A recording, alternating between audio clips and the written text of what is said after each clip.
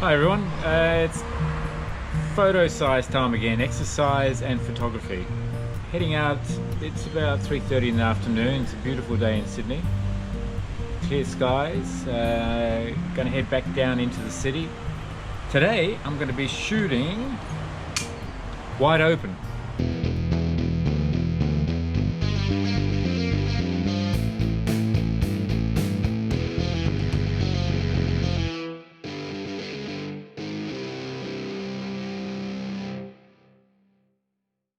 So I've got my old Nikon D700 here. So this is probably about 8 years old now.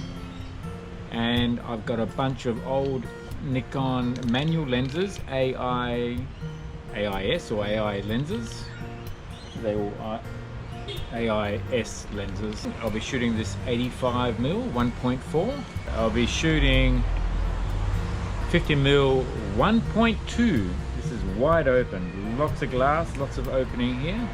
The challenge will be to shoot at the maximum aperture size. In this case here on the 50 it's 1.2. So I'm not going to be shooting down at 16 or any other aperture, but completely open. And let's see what sort of results we get.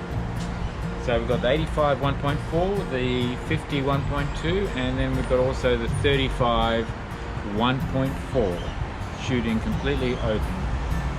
So I'm going to be looking for situations where I want a really shallow depth of field, where I want lots of bokeh, where once we start getting lower lights, the background lights that are out of focus, I should be able to get some nice bokeh balls all over the place. It's gonna be fun!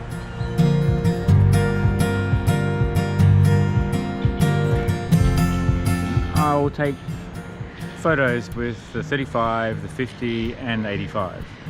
What I do know about these old AI Nikon lenses is that wide open the image tends to be a little bit soft, and you have to normally click down a couple of f-stops, so 1.4 to at least 2, maybe even 2.8 if you want the full contrast and a lot of detail. I know the 1.2 50mm, same sort of thing, you have to go to maybe f2 to get really good contrast and more detail. However, that's not the exercise here. I'm going to be shooting wide open and try to take the full advantage of the softer nature of the lenses when they are completely wide open.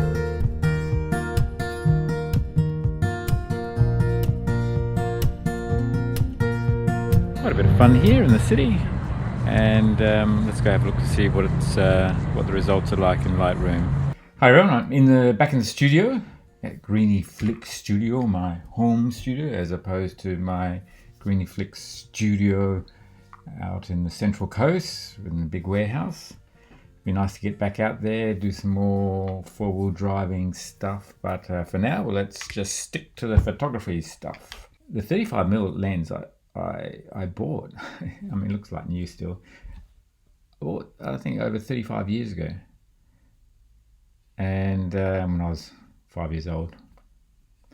So I must admit, I was a bit disappointed with the lens. When I was shooting wide open, I was getting the soft images, and I ended up shooting most of my shots around the 2.8 mark or f4. So I started to question, well, why did I bother even buying a 1.4 lens, f1.4 lens, when most of the time I was shooting f2, f4, f2, f2.8, f4, and I put that down to inexperience, and I guess that will become a bit more evident when I go through these photographs.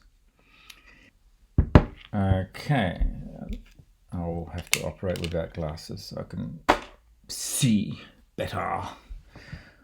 Okay, let's on the screen here you can see I'm using the 85mm 1.4, shooting 1000s per second and ISO 200. And if we zoom in at a ratio of 2:1, there's some things that you can start to notice around it. Obviously there's lots of bokehs, which is all very nice, but shooting wide open, particularly on these older AIS lenses, you do notice fringing, particularly when you're shooting color. Black and white, it hides that to a certain extent and just put it down to soft focus. But in color, you notice the fringing, and you can see on the wire here, it's a purple fringe for if the focus, before the point of focus. The point of focus is just when the colors blend back. So in this case here, the wire is looking more black and around this area here. And then when you go further beyond the focal point that you're focusing on, there's a green fringe that starts to appear. And I never really observed that until I took these photographs. And it's true for all these AIS lenses when you're shooting them wide open. Okay, now this is an interesting one. I nailed the focus here. And you can see, again, the purple fringing around here where it's out of focus. So it's before the subject. And then the green fringing in the background there, which is beyond the subject. So here I was able to nail the focus finally and get a good image at wide open on the 85 1.4, which is a nice achievement. It's nice when you can get it. So moving on to the 50mm 1.2. And let's have a look at the, again, it's a beautiful bokeh on the 1.2. And here we've got the, again, the same sort of effect. The focus before the point of focus tends to have the purple fringing, and the image beyond the focal point has that green fringing again. So here you can see that just that section in between the green fringing and the purple fringing is a dark color, the black, what it should be. And that's basically where the birds are, seagulls are standing. So I did nail that focus as well, which is good. This is actually quite an interesting photograph with this bird looking down. What the hell am I looking down at?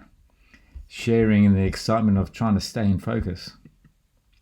I took it with the 50mm 1.2. It really highlights the impact of in focus, out of focus, and the type of fringing you get.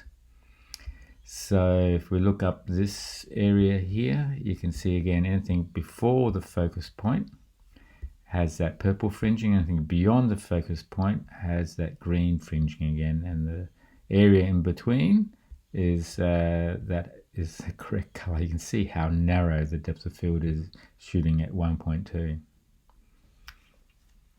So this has been a real eye-opener for me.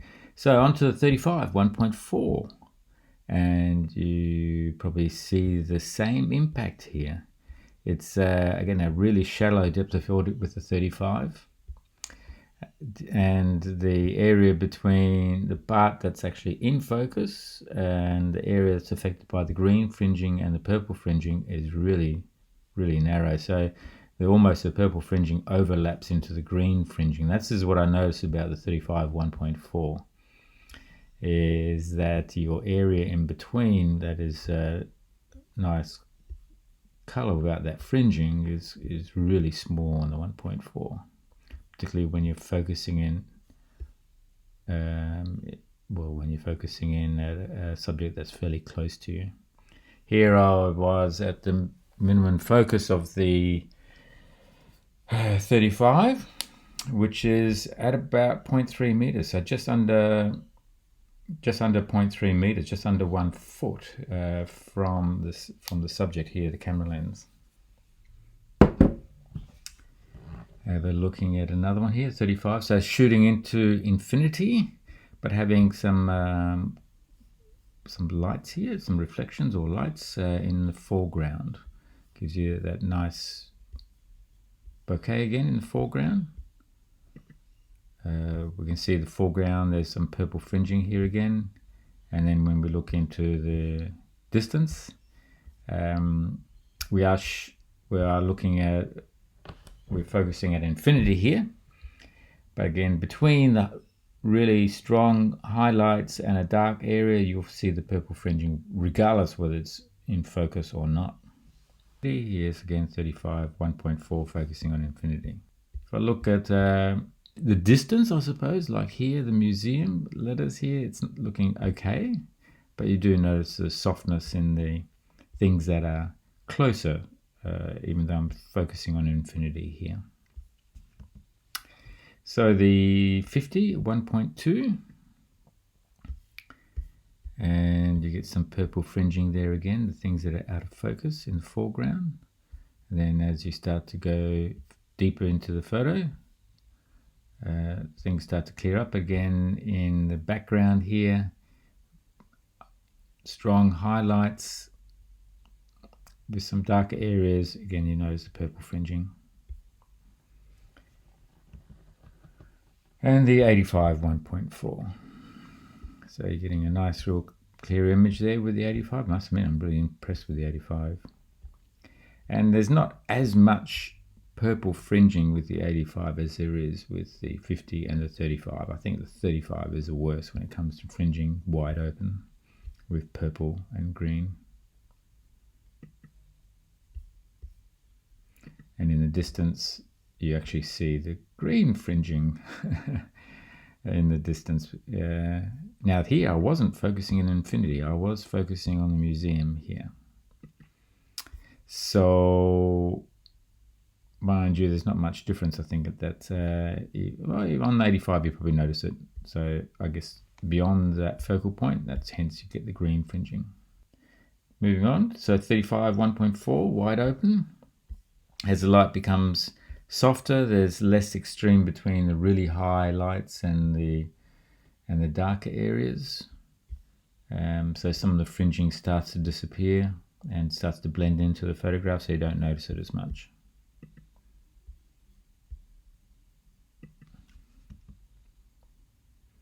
'85 1.4. So you notice again a bit of the purple fringing there and some of the green fringing there around the image. So before the focus point, so I've got the eye as the focus, before the focus point and past the focus point. So 85. Again, I've got focus in the eyes here. So this is looking at the bokeh balls in the background from the lights that are out of focus and what sort of effect you have. So obviously with the 35mm, those bokeh balls become much further away. You get a much wider view of image, and therefore you got a lot more balls, but smaller size. But it's interesting at least seeing the difference in effect and your subject in the foreground there. So I found that interesting. So I'm having a much more appreciation for the 35 now and how to use it and where to use it, taking into consideration these older lenses and shooting wide open and the type of fringing that you get and where these lenses work the best. So looking at so now again the light's falling. We're shooting at 400 ISO, 35 1.4 and 1/60th of a second, and we've got a nice cityscape here. When we have a look a bit closer, so you see this bright lights here with a dark background, and as you would expect now, as we know, anything really bright against a dark or dark against a bright is going to create that purple fringing again. But when you're shooting night lights like this, it's fine. You don't notice the purple fringing as much, and it adds to the character of the photograph. And that's the 50. So the 50 seems to have a better contrast.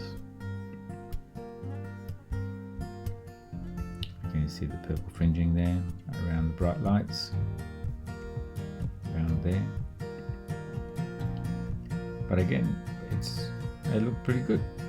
And then 85 again. 85 is definitely less fringing, less obvious compared to the 50, and then the worst is 35 when it comes to that purple fringing around bright areas. But there it is. But it's a nice night shot. We've got a couple of subjects here that turned up. Now these weren't shot at 1.4, these were actually shot at 2.8, courtesy of some strangers that wanted to have their photograph taken. Thank you very much. It's nice when your subject is smiling. Better than shooting those seagulls and statues. Real life people, always more fun. And then further in the evening I tried some other shots where the light's much further down, so a lot less light, 1600 ISO, 85 1.4. And at this time of night, 35 1.4, you're not really concerned about that fringing anymore because the light is so soft, and the photographs shooting wide open actually look really nice at 35 1.4 again. So there you go. What I'll do is I'll edit some of these in Lightroom. I might muck about with this and then finish off with a bit of a slideshow at the end here. Welcome your views on other vintage or older lenses for Nikon or maybe other manufacturers. I also shoot Leica, so I might do a comparison between some of the Leica lenses wide open and also the Nikon lenses wide open. These are all tools of photography, and irrespective of what those individual tools are and their characteristics, is up to you as a photographer to be as creative as you can with these tools and create wonderful images that tell a story. I hope this has helped. Subscribe, like, and we'll see you on the next